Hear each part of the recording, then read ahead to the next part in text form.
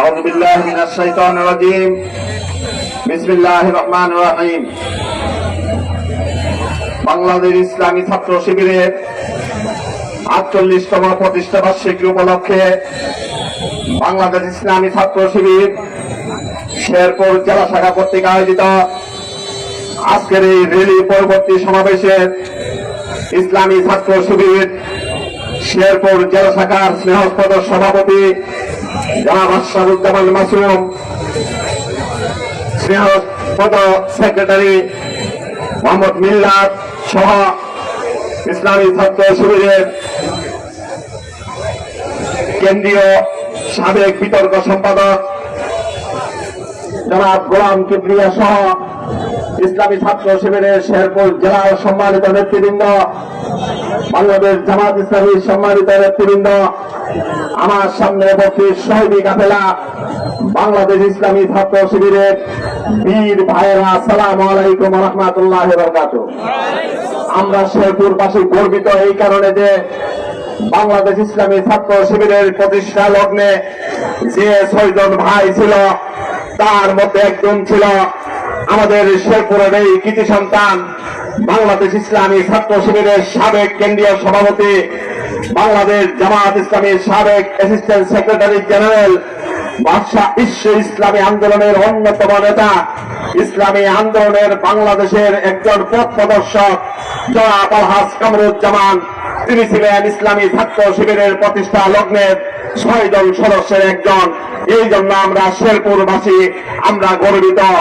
তাদের সিদ্ধান্তের কারণেই আজকে বাংলাদেশ পেয়েছে ইসলামী ছাত্র শিবিরের মতো একটা আদর্শিক সংগঠন, যে সংগঠন আজকে বাংলাদেশে আদর্শ নাগরিক উপহার দিচ্ছে, যে সংগঠন বাংলাদেশের সবচেয়ে বেশি দেশপ্রেমিক নাগরিক জন্ম দিচ্ছে, যে সংগঠন বাংলাদেশের আজকে দেশকে পরিচালনা করার জন্য সবচাইতে যে যোগ্য সম্পন্ন অফিসার সেগুলো সাপ্লাই দিচ্ছে। সম্মানিত ভাই ও বন্ধুগণ, বাংলাদেশের রাজনৈতিক ময়দানে যে আদর্শিক নেতৃত্বের প্রয়োজন, সেই আদর্শিক নেতৃত্ব বাংলাদেশ ইসলামী ছাত্র শিবিরে আজকে বাংলাদেশে এই দেশে সাপ্লাই দিয়েছে। সম্মানিত ভাই ও বন্ধুগণ, আজকে ইসলামী ছাত্র শিবির 48তম বছরে পদার্পণ করেছে। এই 48তম বছরে পদার্পণ করতে বাংলাদেশ ইসলামী ছাত্র শিবিরের যে পর্যন্ত রক্ত ছড়াতে হয়েছে, বাংলাদেশের জমিনে কোন ছাত্র সংগঠনকে এই পর্যন্ত রক্ত দিতে হয় নাই। তাই বাংলাদেশ ইসলামী ছাত্র শিবিরের নামের সাথে সংযুক্ত হয়েছে শহীদ কাফেলা। অন্য কোন সংগঠন এই নামে ভূষিত হতে পারে না, এই বিশেষণে ভূষিত হতে পারে নাই। সম্মানিত ভাই বন্ধুগণ, আজকে বাংলাদেশ যে ক্রান্তি লগ্ন অতিক্রম করছে, 5ই আগস্ট যে বিপ্লব সংগঠিত হয়েছে, বাংলাদেশের উপরে যে ফেসিবাদ সরকার জগদ্দল পাথরের মতো বসেছিল, মানুষের স্বাধীনতাকে কেড়ে নিয়েছিল, মানুষের বাক স্বাধীনতাকে কেড়ে নিয়েছিল, মানুষকে যারা স্বাধীনতাকামী তাদেরকে হত্যা করেছে, তাদেরকে গুম করেছে, তাদেরকে জেলখানাতে ভরেছে।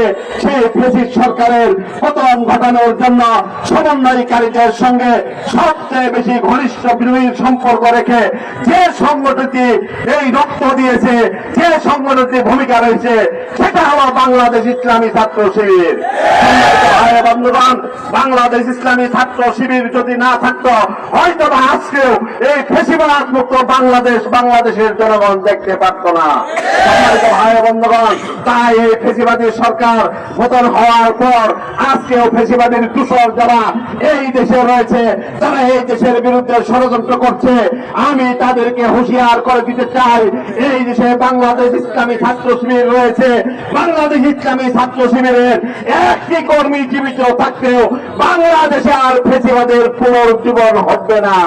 তাই ফেসিবাদীর দূষর যারা রয়েছে তাদেরকে সংশোধন হওয়ার সুযোগ দিচ্ছে। যদি সংশোধন না হন, তাহলে আপনারা আপনাদের এই মায়ের সঙ্গে দিল্লিতে চলে যান। বাংলাদেশে থাকতে হলে বাংলাদেশের আদর্শ নাগরিক হিসেবে থাকতে হবে, বাংলাদেশকে ভালোবেসে থাকতে হবে। বাংলাদেশে বসে ফেসিবাদকে আবার প্রতিষ্ঠা করার জন্য ষড়যন্ত্র করবেন, ইসলামী ছাত্র শিবির সেটা মেনে নেবে না।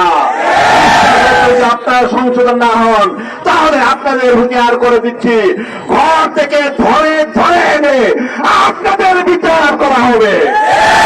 ভাই বন্ধুগণ, আপনারা দেখেছেন ফেসিবাদীরা কথা বলা শুরু করেছে, বাংলাদেশের নাগরিকরা আবার কিভাবে জেগে উঠেছে।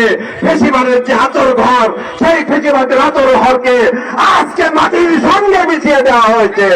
সুতরাং ফেসিবাদের হাতর ঘর নয় শুধু, যেখানে এই ফেসিবাদ মাথা চাঁদে ওঠার চেষ্টা করবে, বাংলাদেশ ইসলামী ছাত্র শিবির এবং বাংলাদেশ জামাত ইসলামী সেটাকে প্রতিহত করার জন্য জীবনের শেষ রক্তবন্ধ দিয়েও প্রস্তুত রয়েছে ইনশাআল্লাহ।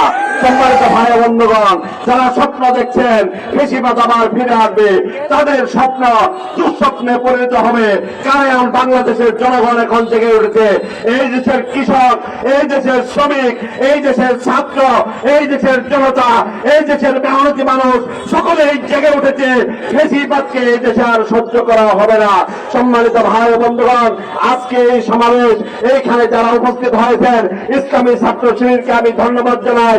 আপনারা আজকের এই র্যালি এবং সমাবেশের আয়োজন করেছেন।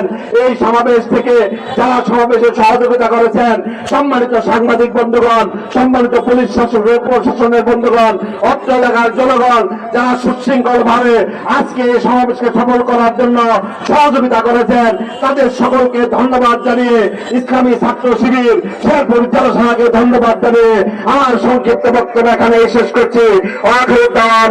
আমি আলহামদুলিল্লাহ রাব্বিল আলামিন। আসসালামু আলাইকুম ওয়া রাহমাতুল্লাহি ওয়া বারাকাতুহু।